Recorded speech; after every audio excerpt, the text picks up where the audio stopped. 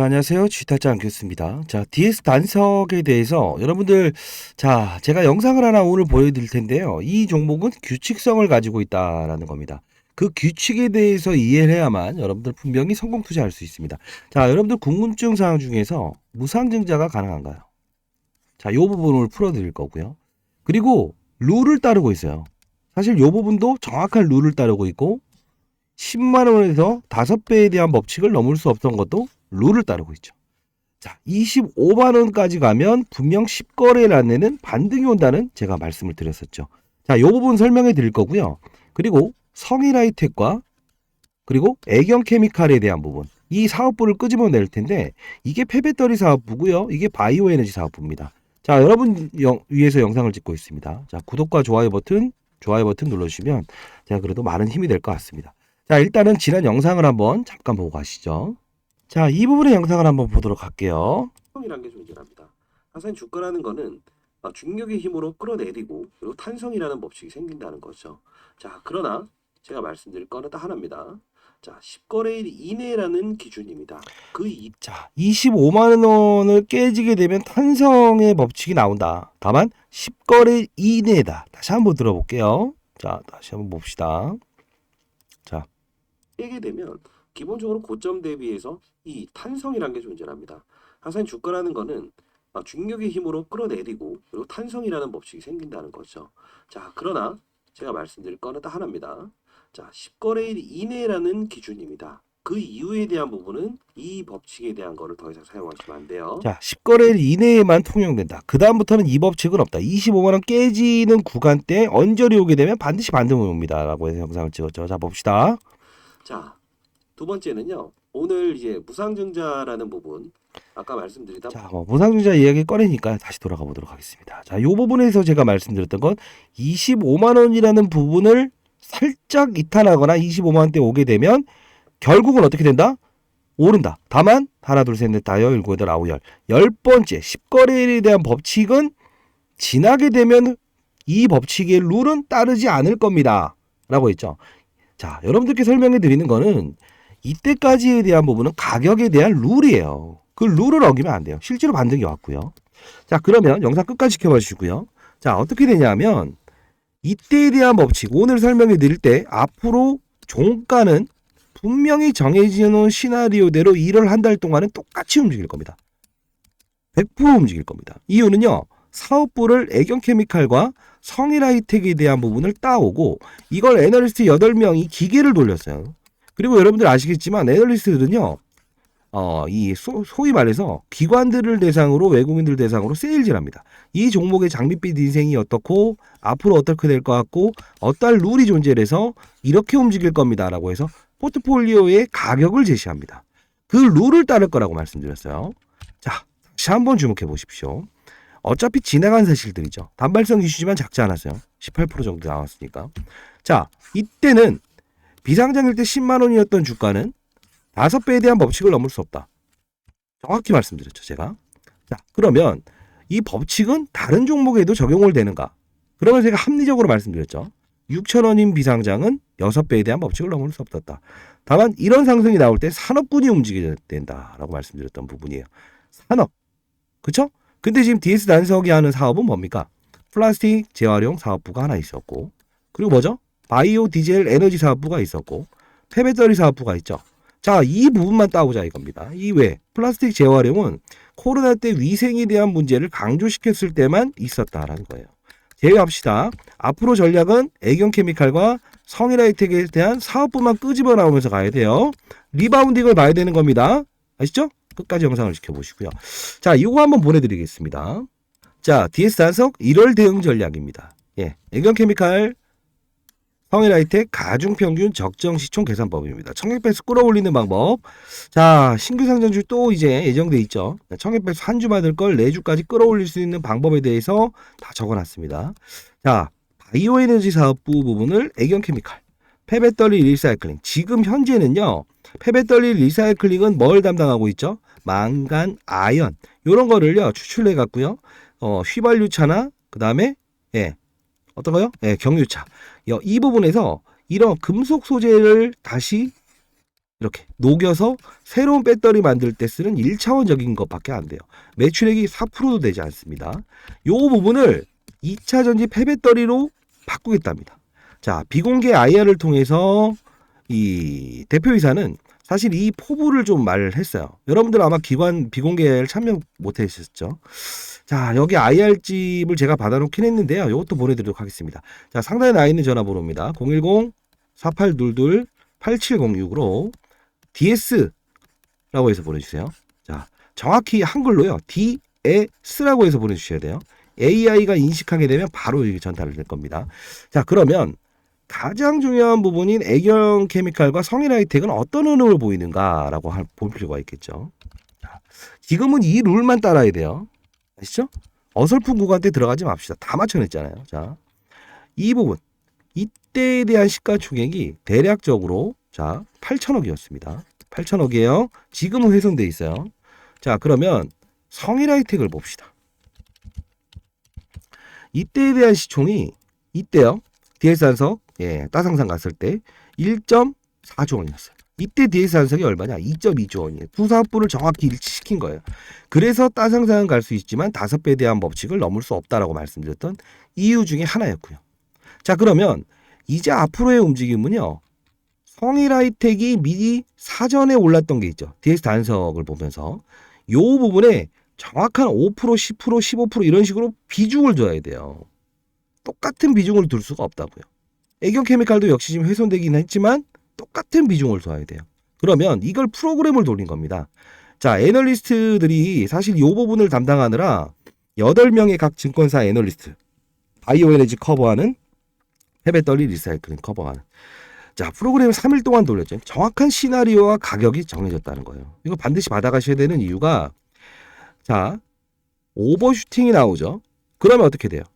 파십시오. 급락이 나오죠. 이 밑으로 샀다가 어차피 종가는 똑같이 끝날 겁니다. 이해되셨어요? 이 구간을 가지고 손실률을 점점 줄이는 과정을 해야 됩니다.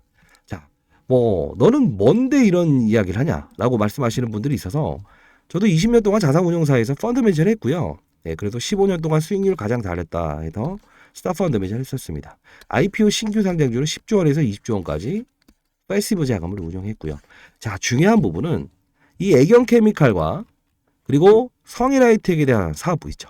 자, 요 사업부, 요 부분이 결국은 DS 단석의 향후 주가에도 이런 분명히 기존에 움직였던 애경 케미칼과 성일 하이텍, 좀 어려운 말이지만 비중을 달리한 대로 1월 한 달 동안은 종가가 그대로 똑같이 움직일 겁니다. 이해되셨나요? 그 다음부터는 사업부의 흐름에 따라서 2월은 달라질 겁니다. 자, 1월은 반드시 이 전략대로 하십시오. 자, 그리고 하나 더 중요한 거. 무상증자 가능한가요? 자, 그러면 무상증자는 가격이 비싸거나 거래량이 없거나 세 번째, 현금 보유가 많아야 돼요. 이 기업은 1번과 2번, 이건 해당됩니다. 3번은 왜 해당이 안 될까요? 500억의 이자 비용을 갚기 위해서다라고 했죠. 근데 갚자마자 상장된 자금으로 빚을 갚았는데 이자 비용 안 낸다. 갑작스럽게 무상증자하면 시장에 논란이 또 일어나요. 안 돼요. 그래서 3월과 6월에 이 중간 시즌에 무상증자를 할 가능성이 크다고 했죠. 왜 그럴까요? 스톤브릿지라고 들어보셨죠? 사모펀드에 매도를 동반했다라는 거. 얘네들이 3개월과 6개월에 보호회수 물량이 104만 주 있습니다. 이걸 소환시키는 과정에 무상증자를 하겠죠. 왜 그럴까? 3개월, 분기마다의 실적을 평가하잖아요. 3개월은 지나봐야 되는 거예요. 상장된 게 12월이기 때문에. 이게 필드에 있었던 부분이기 때문에 여러분들 뭐 이상한 영상들 보시면서 맞다 틀리다 이렇게 얘기하시는데 이 룰만 따라가야 됩니다. 분명히 신규 상장주는 신규 상장주대로의 룰이 있어요. 아시죠? 반드시 이거 인식하시고요. 그리고 제가 자, 여기 보시게 되면 제가 그래도 영상을 상장 전부터 찍어온 책임감으로 자, 26일 날은 반드시 피해가세요. 49만 원 매도하십시오. 50만 원 라운드 피겨. 그리고 32만 원대의 매수 및 종가 패팅하세요. 이렇게 문자 보내드렸죠. 특이한 사항이 있을 땐 이렇게 문자를 보내드릴 겁니다. 자, 26일이죠. 자, 어떻습니까? 이날은 규칙의 이론에 의해서 2.2조 원. 그렇죠? 정확히 떨어졌죠. 애경 케미칼, 성일 하이텍. 이 부분은요. 정확히 떨어지죠. 종가에 샀고 그리고 49만 5천 원, 50만 원의 라운드 피겨 규칙을 따르고 종가에 사서 다음날 팔 수 있는 거죠. 그쵸? 자, 그리고 자, 1월 8일에도 보내드렸죠. 25만 1,000원에 아까 25만 원대의 단기 반등이 분명히 나온다. 성인하이텍과 애견케미칼의 평균 가격 및 25만 원 패시브 작업. 이 영상이 올라가는 시간이 걸려서 그래요. 자, 이렇게 문자를 실시간으로 한번 특징사항이 있으면 보내도록 할게요. 자, 결국은 앞으로의 룰은 이 자료집대로 움직이긴 할 겁니다만 다만 특징적인 상황이 발생됐을 때는 여러분들께 전달해 드리도록 할게요. 자, 상단에 나 있는 전화번호입니다. 010-4822-8706으로 DS라고 해서 보내주시고요. 여러분 잘 되길 희망합니다. 자, 그리고 가장 중요한 부분이 하나 있습니다. 뭘까요? 만일에 아까 말씀드렸던 종가는 1월 동안 항상 같은 규칙을 동원하겠지만 급등이 나오는 경우와 급락이 나오는 경우도 다시 종가로 회귀한다고 했죠. 그쵸? 30% 현금을 가져오라고 했어요. 분명히 말해놔 주십시오. 근데 어떤 경우죠? 지금 600조 시장에 지금 제가 타겟으로 보는 건 뭐예요? 폐배터리 사업부를 가장 타겟으로 보고 있죠. 대주주가 그렇게 말을 했으니 기관 비공개 IR 그 자료집도 보내드릴 겁니다. 600조 시장의 이 컨트롤 타워를 산업부가 갖느냐, 환경부가 갖느냐의 기사가 한쪽의 선택권이 나오게 되면 하나는 오버슈팅이 나올 거고 하나는 급락이 나올 거예요. 그럼 어떻게 될까요? 맞아요. 빠졌다 오르는 것도 수익이에요. 올랐다 빠지는 것도 못 먹은 수익이고요. 그렇죠? 자, 이 부분에 대해서 부분은 오버슈팅이 나왔을 때 하나의 이슈가 나오게 되면 이거 빠지겠다. 인식하십시오. 빠른 속도로 진입해서 해야 됩니다. 이날은 제가 문자를 통해서라도 보내드리도록 하겠습니다.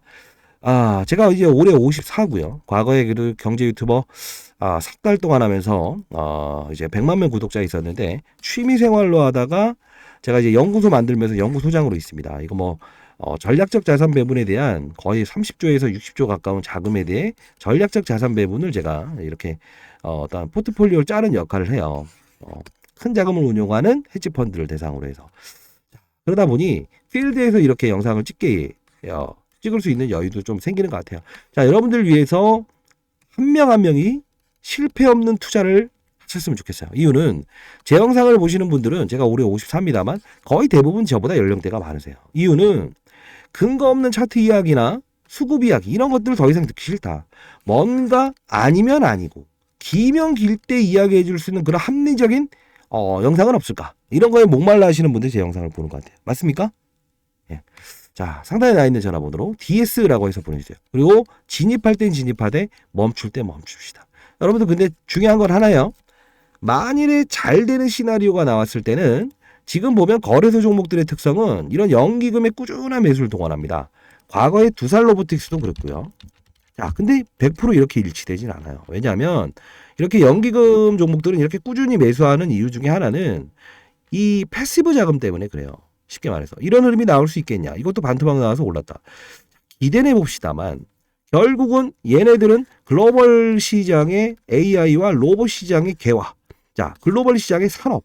이게 발달돼 있기 때문에 얘도 딸려가는 거예요. 아무리 좋은 이슈도 완전 관해라고 해서 암을 고쳤다는 이슈도 바이오 시장과 분위기가 안 좋아지게 되면 절대 오를 수 없다는 게 바로 시장의 논리라는 겁니다. 필드에서 항상 그랬습니다. 중요한 건 DSR 속도 역시나 그 룰을 따를 수밖에 없다. 이유는 이런 그림이 나왔을 때 제일 빠르게 비중을 실어버릴 수도 있어야 되겠죠. 폐배터리 사업부에 대한 부분이 어떻게 되는지에 따라서 달라질 겁니다. 그 뜻은 만일에 지금은 폐배터리를 쓰겠다는 이유는 2차 전지 10년 타봤더니 2번의 배터리를 바꿔야 되는데 2번 교체하게 되면 10년 동안 3천만 원의 추가 비용이 든다 이거죠. 그래서 폐배터리도 써보자 이겁니다. 이게 바로 국내적인 이슈에만 끝나는지 글로벌 전 세계적으로 이 폐배터리 사업부에 대한 부분이 강조되는지에 따라서 이 동사의 주가도 추가적인 오버슈팅이 나올 수도 있다는 거죠. 이걸 알아야 된다는 거예요. 단순한 논리에 의해서 움직이는 건 없습니다.